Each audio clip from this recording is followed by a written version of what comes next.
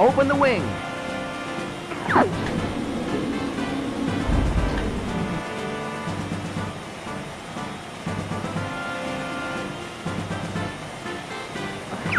Check your G diffuser system.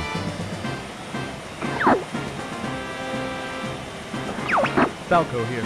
I'm fine.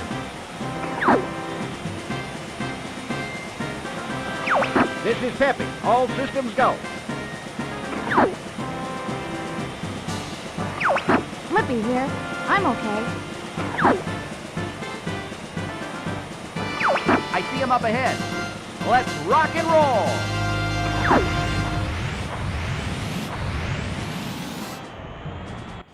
Alright, here we go. This is Star Fox 64, like you've never seen it before.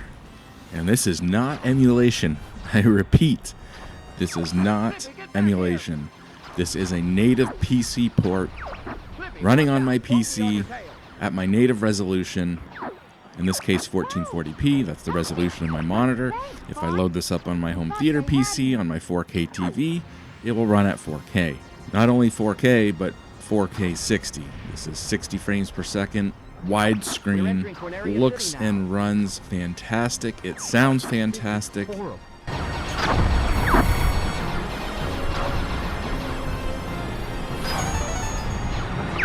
And because it's an open source port, there's lots of hacks and cheats, and I guess in theory people could maybe, I don't know, maybe eventually make new levels.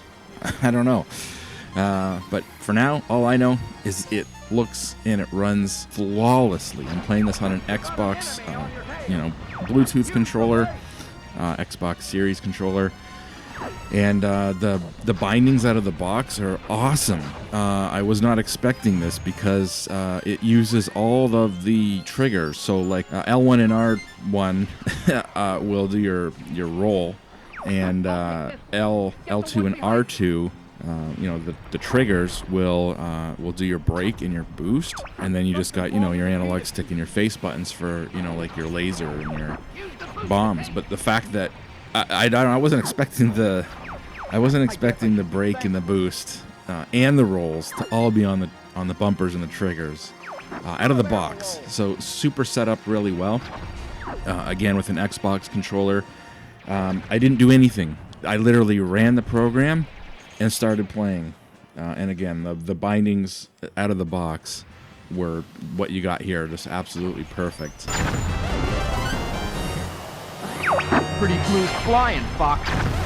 I don't understand, like, I think this is a decompilation, but I honestly don't understand what the difference is between a decompilation and a recompilation. So if someone wants to give us the TLDR in the description, if you know, just give us the dumbed down version. What's the difference between a decompilation and a recompilation? And is this a decompilation? I believe this is a decompilation.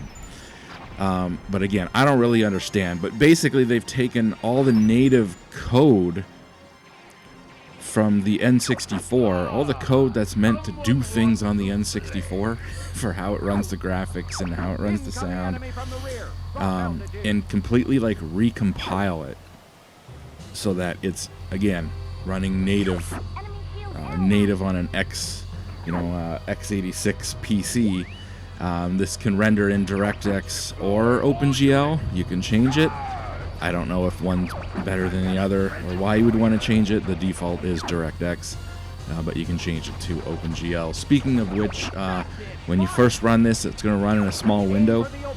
F11 will be full screen to toggle full screen. And in Star Fox here, it's F1 will bring up the menu.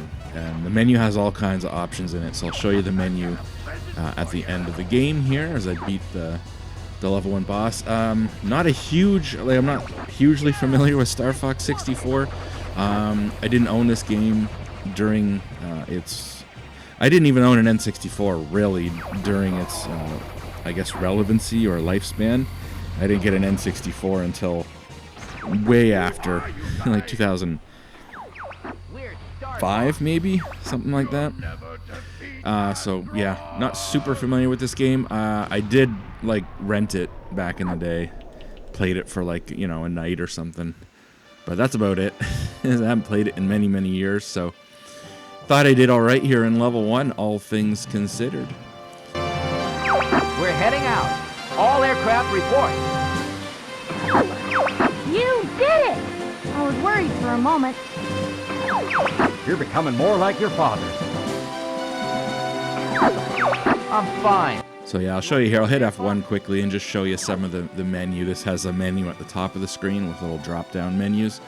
And as you can see, there's all kinds of stuff for like cheats and just changing some of the things of the way the gameplay works. So yeah, that's pretty cool. If you want like infinite lives, it's right there. And again, I believe this is open source, so if you want to get the source code and like make your own cheats, or like I said, maybe eventually make your own levels, I don't know if that's possible. Next, we're going to look at Mario Kart 64 here. This is actually the first one that I downloaded, but this is the last one to come out. So I think in order of these coming out, I think it was like one of the Zelda games, Majora's Mask, I think, was the first one to come out. And then Star Fox 64. And then I think like Banjo-Kazooie maybe. And then this. I think they did GoldenEye too. I'm not sure. I'll have the links in the description for both of these. It's very easy. Just follow the instructions. You download it. You need a good version of the ROM that they recommend.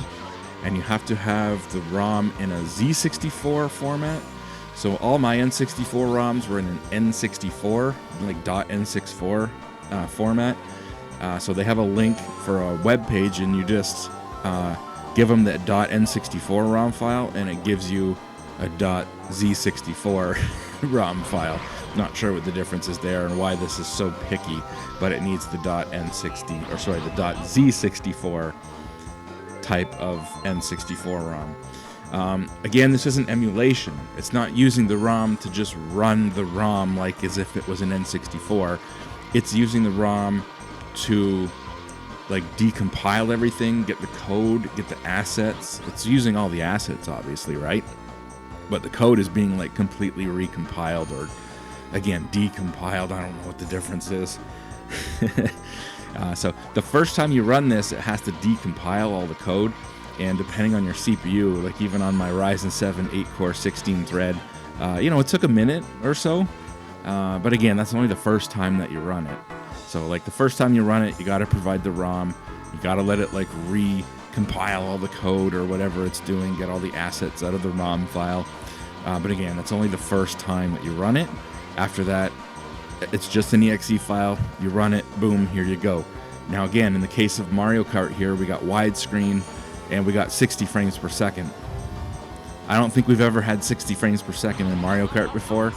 Maybe in emulation, but I don't think so. Correct me if I'm wrong. But again, this is a native port. You run it, you get your native resolution. Again, in this case, we're running at 1440p. On my home theater PC, we get 4K. And again, 60 frames per second widescreen. I'm using an Xbox controller again with this. I've also tried this with my 8BitDo controllers in XPut mode. Again, out of the box, everything worked, except for Player 2 controller. I did have to change that to being my second 8BitDo controller. I had to tell it was in port 2 here, and then just click the auto bind. But normally, like for your main controller, if it's an Xbox controller or an X input controller, everything should be binded. But again, you got all your controller options here. You got your performance options and your game cheats and everything. The menu's a little bit different in this one, and it's escape in this one. So it's still F11 to do full screen, but it's escape to bring up the menu instead of F1. So I think the same people did this, but there's some, the menus and stuff are different. So I wish they could get some consistency maybe across all these and have the same style of menus. And they should default to full screen, I think, when you run it, personally. But anyways, they're really cool. They run even on my home theater PC, which is just a Ryzen 5600G with the built-in iGPU.